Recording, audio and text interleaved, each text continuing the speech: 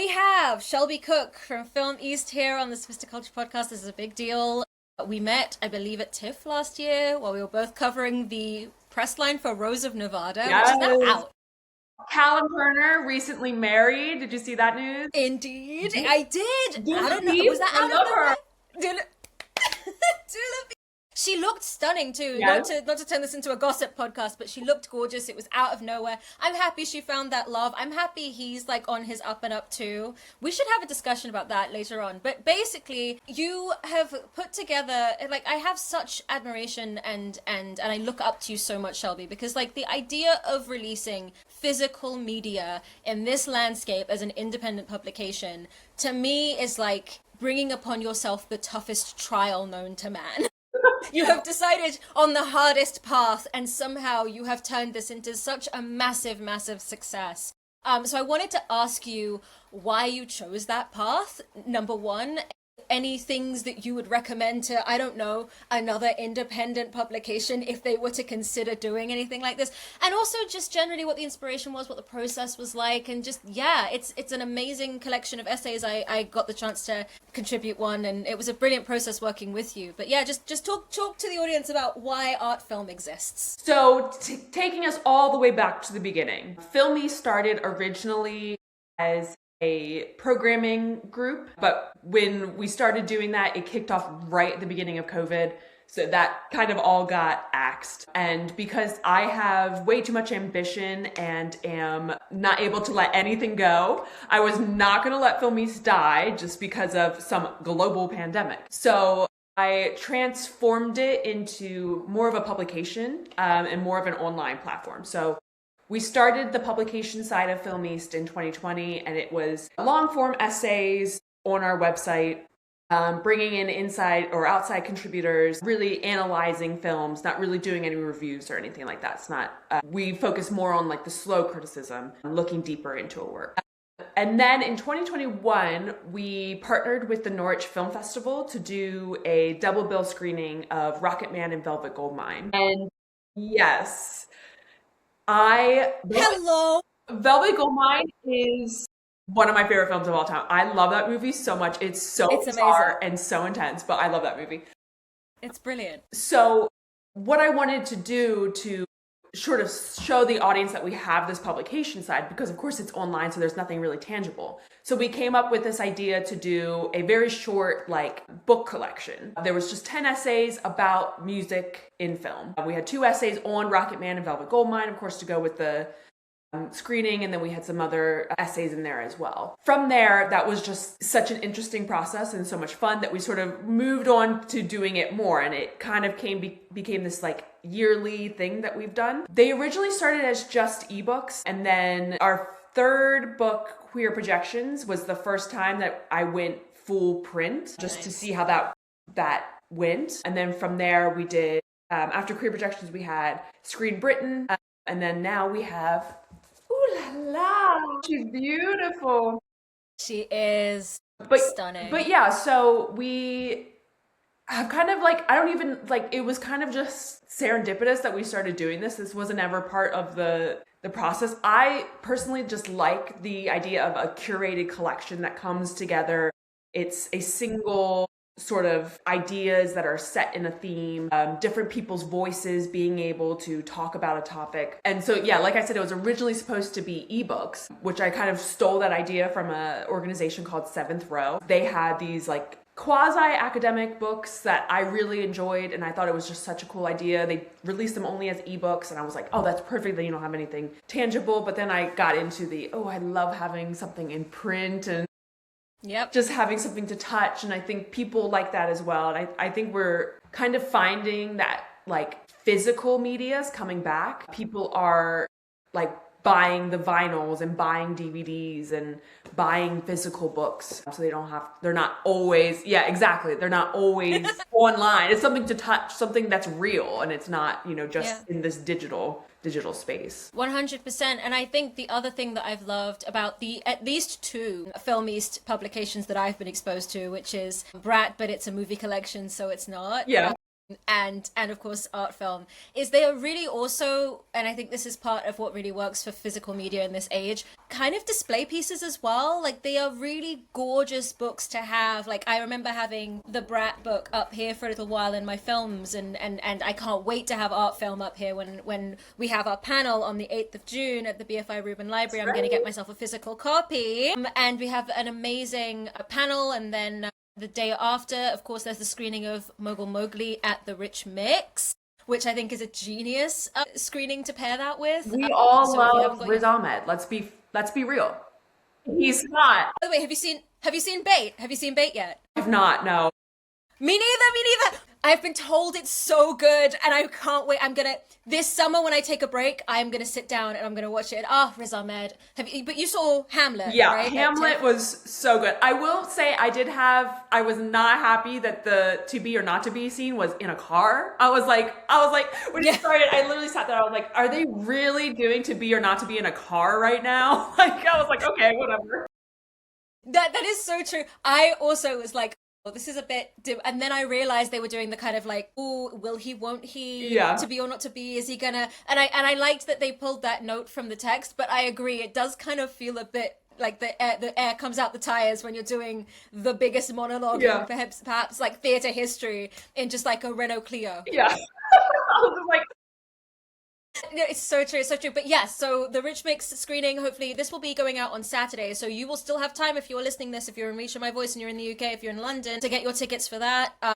And yeah, I love how also aesthetically driven Film East has been with these publications and displaying these and having something tangible that is also something you can read through and leaf through and enjoy, and in the same ways that you would enjoy kind of content online, like enjoying a good collection of really well written essays, but also, you know, you look so cool if you have like art film up on your mantelpiece, because it's a stunning piece of work.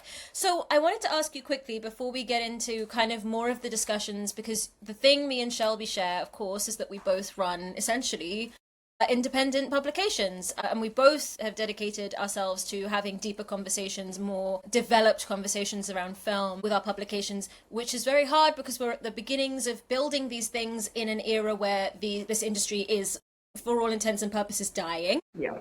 And to make the shift into physical media as a statement as much as it is a move that you fell into, continuing to do that in this era is, I think, incredibly brave, and also has clearly paid off hugely for Film East. But I did want to ask you, in terms of art film as a theme, art film, the connection of art forms with film, which merge of those two worlds do you like the most? Not the essays, we're not asking you to pick your favorites from your babies, but what your favorite merge between film and another art form is. I mean, I know a lot of people will be saying, you know, YouTube or video games this weekend because of Backrooms and Obsession and all of those things. But what would you say is your favorite merge of those two worlds? I've always loved live theater in film. I used to go see like the National Theater Live films all the time. Yes. I just love them. I think it's such a, because it captures the essence of a live theater, right? The National Theater Live, the point of those films are that they still have the introduction with the audience. You still have to sit through the intermission. It still captures that sort of same experience, but you still have the element of cinema added to it. So you have close-ups, you have pans, you have different editing and techniques that you can only have with movies. So it's this very interesting blending of live theater, which has been around for, you know, it's an ancient art form, with this very new modern art form. So I've always loved that. And I think, Umnia, you write very well about your article in the book. Just to spotlight Umnia's article, she writes about how film directors like Mike Nichols take the essential elements of live theater and add it to the screen. You know, Mike Nichols doesn't do a lot of like the traditional cuts, and, you know, avant-garde, doesn't make his film avant-garde. He kind of plays it straight. Versus someone like David Lynch, who still has elements of theatricality in his films, but very much plays with the art form of cinema and things that can only be achieved with with film. So that's definitely my favorite crossover. Yeah, I would have to agree.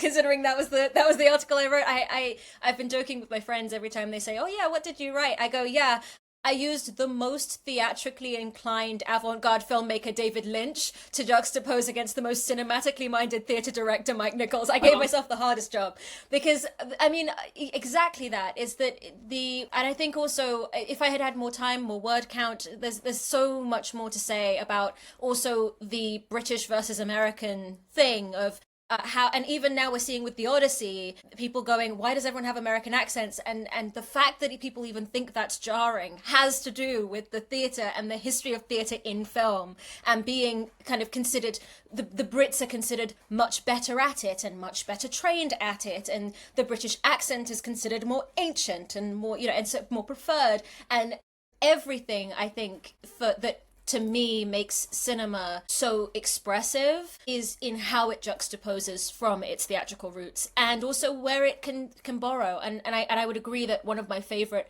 I mean, I keep getting this ad on my Instagram feed for the film Oklahoma with Hugh Jackman in.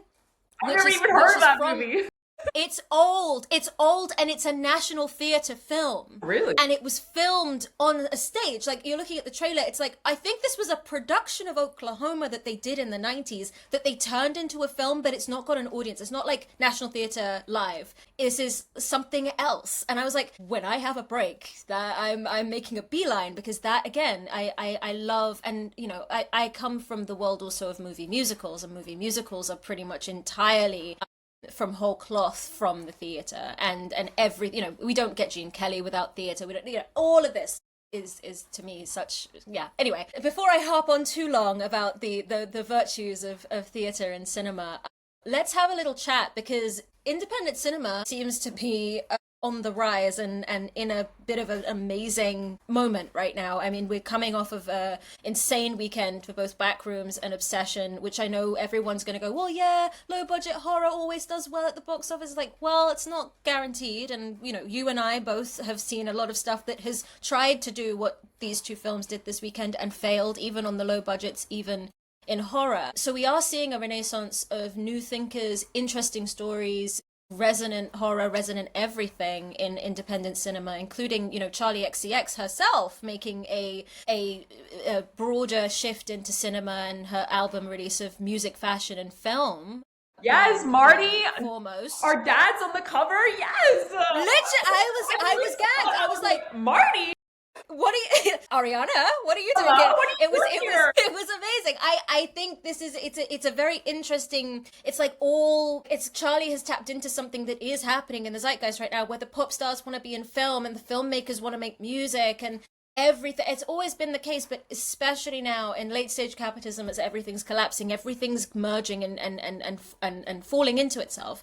But independent cinema is the site for that. Fashion is not going and clothing the blockbusters. They are clothing the independent art house stuff or the mid-budget indies. And I wanted to chat to you a little bit about that in the context of, we are both people who run independent publications. And first off, what you think of the landscape right now, but also how you are planning to maximize the longevity of what we do through this era, because it tends to be that independent makers look up to the bigger situations, the bigger trends, and though we will help people get up onto the ladder, we don't often then get the opportunity to help further up the ladder for ourselves. Anyway, how are you feeling about indie cinema right now? How are you feeling about the state of indie publications right now is basically the question I'm asking and going around in circles about. Indie cinema, I think the reason why it's doing so well is because it's producing something original and it's giving audiences something new and exciting to enjoy. I mean, how many more blockbusters that are, cookie cutter superhero movies can we have? Speaking of Charlie XCX, Erupcia, which I saw at TIFF last year, my favorite movie at TIFF.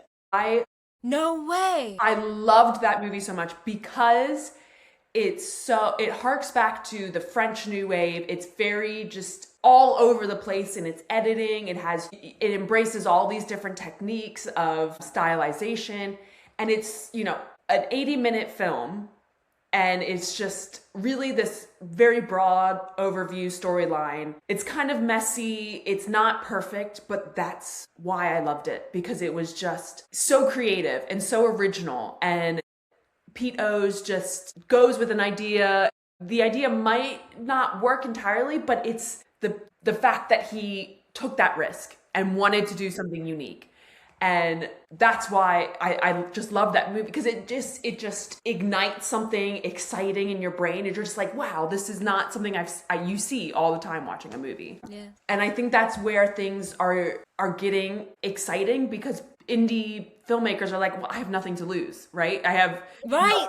So I might as well do my vision, do what I want to do, and see how other people embrace it. The Backrooms, I haven't seen The Backrooms yet. But I really want to see it, because aesthetically it looks so interesting. I'm a kid of YouTube. You know, I grew up with the British vloggers, Zoella. Yep. Where? Yes, the Zoellas. The Alfies. Yes, I wanted to be Zoella so badly. But the Dan and Phils, the Jack Howards, yep. Yes, and they're all going into. Yes, and listen, Dan and Phil, let me tell you, they're having a renaissance. I'm so happy Dan and Phil are back. They're back, baby. Yes. I listen to the Hard podcast every Monday.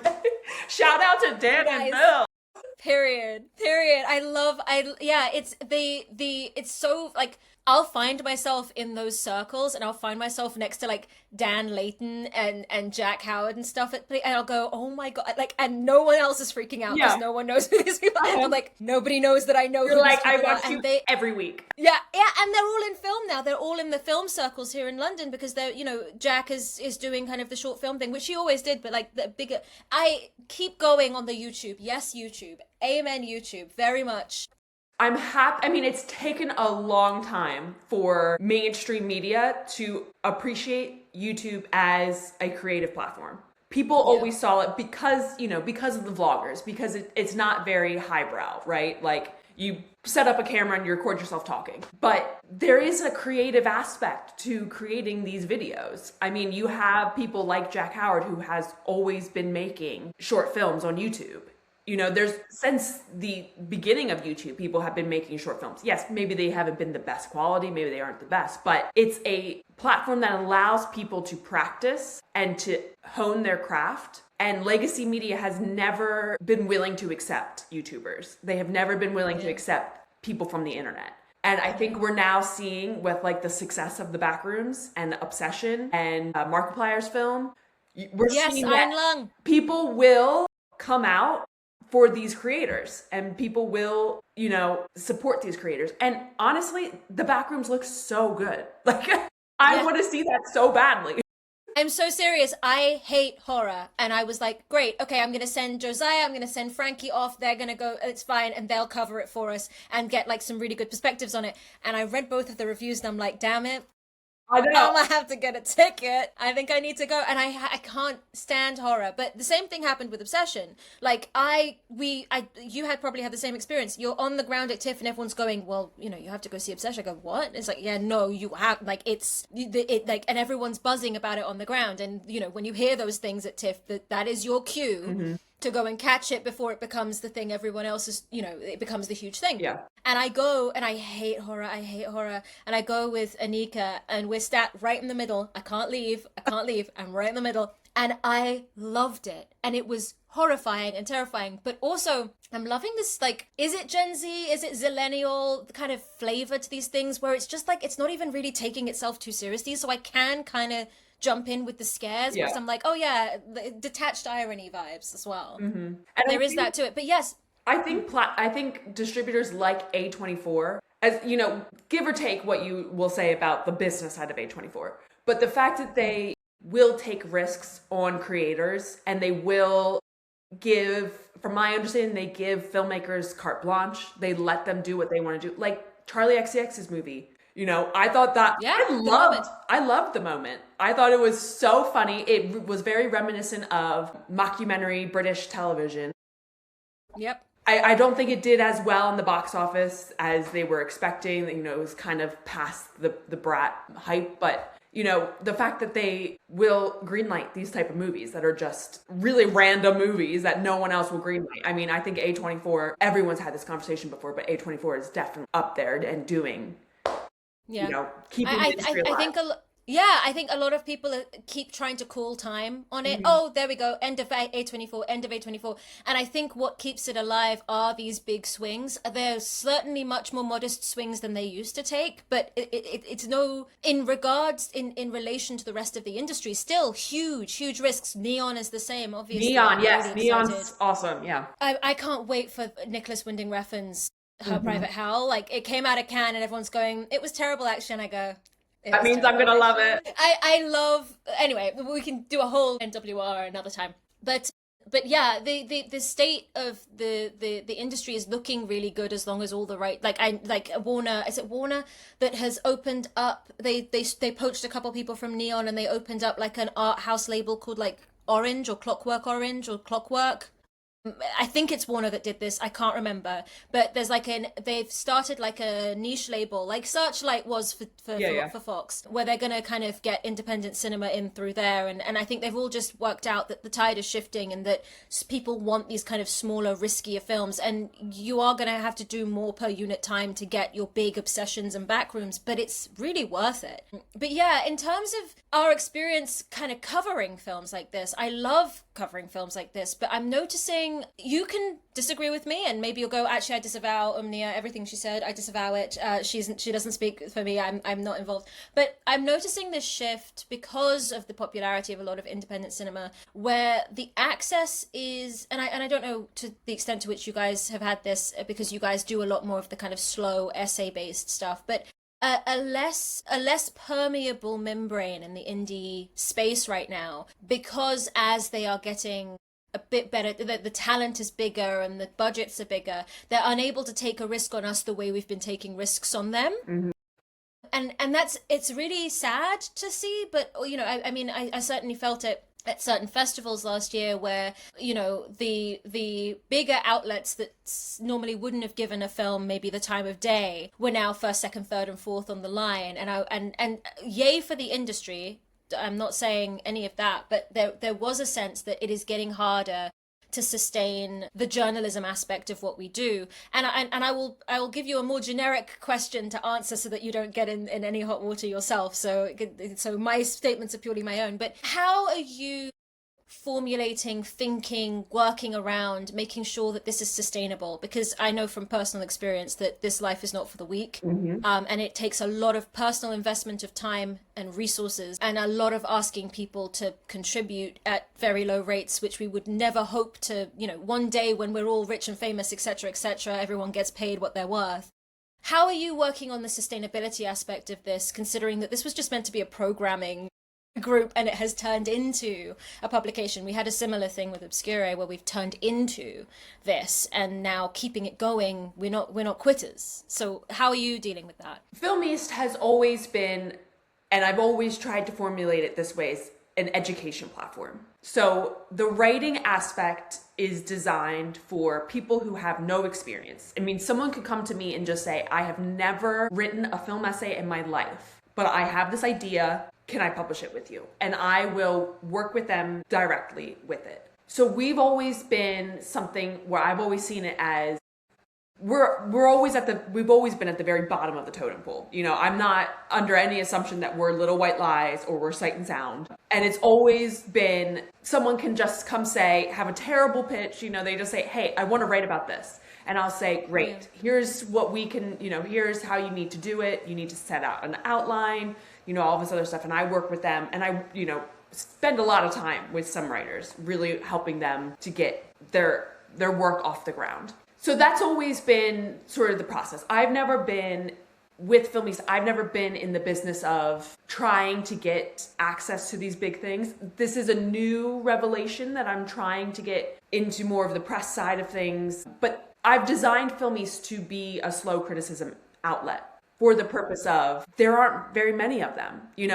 Every outlet does reviews, every outlet does interviews. I personally, in my writing, I've always wanted to write something about a film from the 70s that's not in an anniversary year, that's not, no one has ever heard of, that doesn't have any market appeal. And that's what Film East always has been, is that you can come to me and say, I want to write about, The Man Who Fell to Earth. And or you can come to me and say, I want to write about The Backrooms.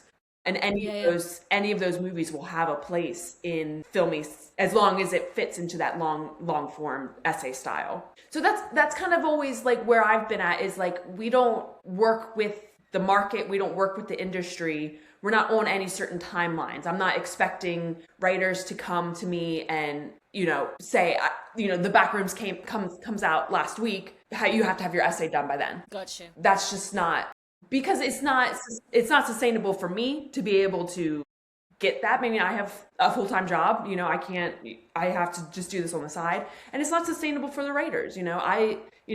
Up until recently, I've never had access to press screeners or anything like that. So I kind of built it around what was achievable for us at the time. We are moving into more of the getting the screeners, getting interviews and stuff. And I mean, like you were saying, there's been points where like I've reached out to outlets and like have said, or PR people, and said, hey, can I attend this press event? And for an indie film, and it's like, this should be something where my outlet would fit into it, but it is still that rejection. You're not big enough, you're not important enough type of thing, and that's that is part of the business, and that sucks. And it is like you're saying, where it's like these indie publications are what is putting a lot of these movies on the map.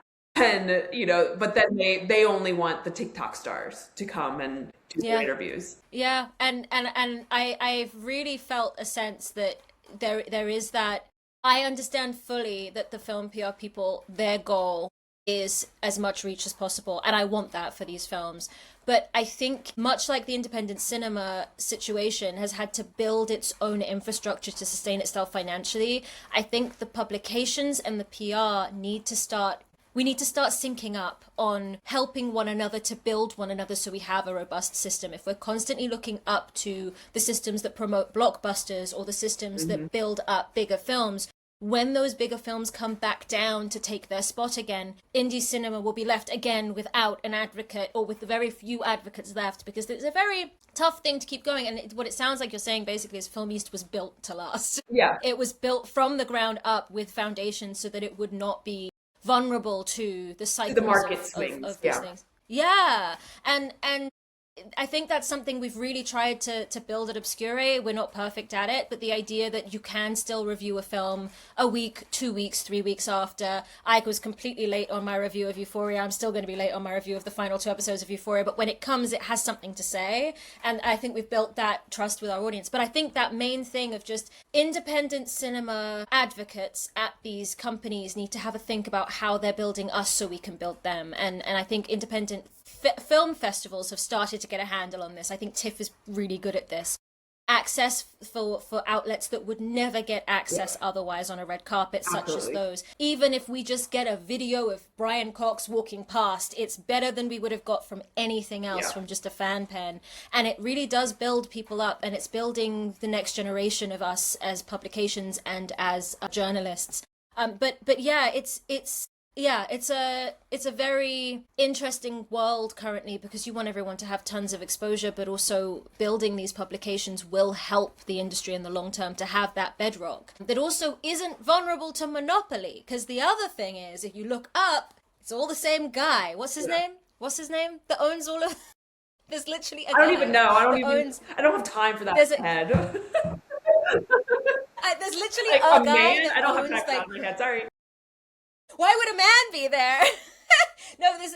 Ew, like it's so true. You know what? You're so right. We're not even going to dignify him with a mention. But there is a guy that owns a bunch of the kind of big indie publications, and they themselves are getting, and then of course there's just Bezos at the Washington Post. Everything journalism wise is, Devil Wears Prada 2. Everything's getting contracted, and there's sustainability issues in this industry. I would also say that I really love that Film East is keeping the dream alive, not just with slow criticism, longer essays, you know, defying the concept of having to acquiesce to people's dwindling attention spans, but also physical media, like we said at the beginning, of just encouraging people to interact with this thing on a longer term, extending the time people are spending with media, because they may start to notice and be a little bit more conscious of the things they are consuming. And like in this era, we've got to be.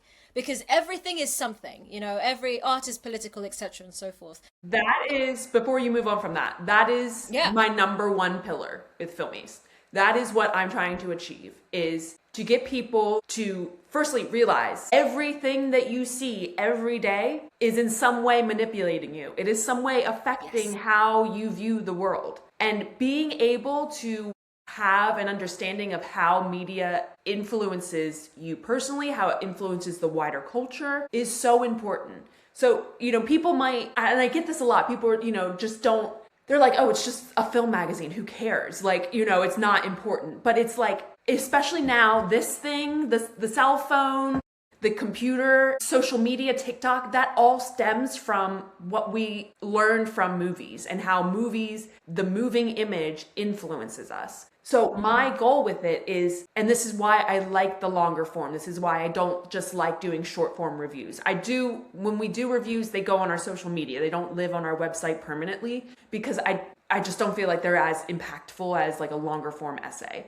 I want these longer form essays because I want someone to read it and be like, understand, oh, I see how these two different cuts between, you know, one image creates a meaning, or how a theme is created in the undertones of, you know, set design, or, you know, how one scene, you know, if you do a whole scene analysis, how that can, you know, tell a whole story in and of itself, and how it adds to the undertones of a movie. And that's what is important for me, is that people begin to learn that and can take that into other aspects. I'm big on, and this is why I never did a PhD. I love academia, I love learning, and I love education. But for me, when you're in the academic sphere, you're just talking to other academics. You're just, you know, you're just speaking to people within the institution. I want to be able to reach people who are just average people who like to watch movies, you know, and that's how you're going to influence the culture, and how you're going to teach people is by actually speaking to them on their level, using highbrow words and trying to read these inaccessible articles that make absolutely no sense. You know, that's not how you educate people. You do it by having dialogue and having conversations, and, you know, letting them have a platform where they can express their opinions. Even though most of the times people come and write an article, I don't agree with what they're saying, but they have the proof, they have, you know, they can build an argument, and, you know, that's what matters, is that they're able to build that argument and create, because art obviously is subjective and everyone views things differently in their art. So that's my tangent. Nice. It's media literacy 101. Yeah. It's the thing of, as long as you can substantiate your opinion, we all know that art is subjective, it's your opinion, but if you can substantiate it, that is literacy within the media. And when people say we're losing that, what we're really losing is length of engagement. I think people have the tools to analyze, but I think they're analyzing in snippets. And I listen, as someone who makes you know, tiny little videos for TikTok, I am not, you know, exempt. I am complicit. I am the problem. It's me. Hi. But the main thing is that you are attempting to give people the tools to engage, even ever so slightly longer.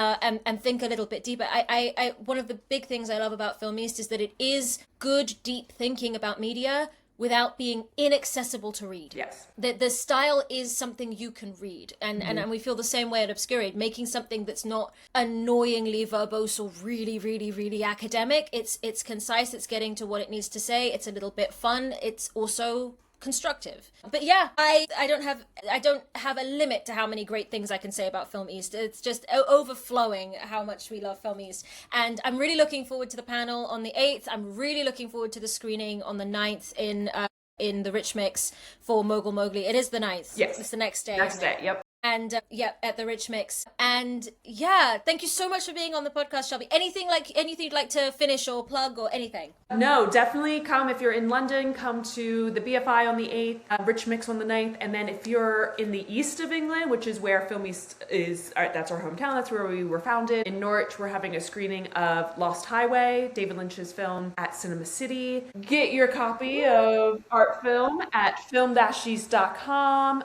We have paperback versions, £15, or ebook versions. I think it's £9. I can't even remember. But yes, so we also have ebook. If you don't want the physical copy, you can get an ebook as well. And thank you for having me. Amazing. This has been I'm just like so grateful. Let me just tell the story real quick. When I showed up to that red carpet and I saw you and I was like, that girl looks cool. And you were talking and you were just yapping and I was just like, oh my God, she is so cool. And I was just like watching you from afar. Like, this is so creepy. I was just like, oh my God. I was like, she looks so cool then. And I was like, and I'm a very introverted person. Like, I'm very shy, but I was like, I gotta go up and talk to her because she's like from London. I was like, we definitely like, we have like a lot of things in common here. So I was like, I went up to you. I don't even remember how the conversation started, but I was like, hi, I really want to talk to you. I want to meet my friend. I remember exactly. It was because I was mentioning that OBSCURAE, we like to extend the conversation and think deeper about that is pop it. culture Yeah. and elevate art house. And then you came and said, hi, like, I just wanted to introduce myself because like I do the same thing. Yeah. And I was like, she's so cool. I was like, I want her to be my friend. well, you see, manifestation. That's right. We are now friends. And I'm so glad you did that because it has been so enriching and amazing to know that there is another person in this world doing this, fighting the good fight for this kind of work. And yeah, let's get you a couple more access to press things, actually. Email me. Yeah. We're gonna figure that one out. Thank you so much for being on the podcast, Shelby. Thank you for having me. Take care. Bye.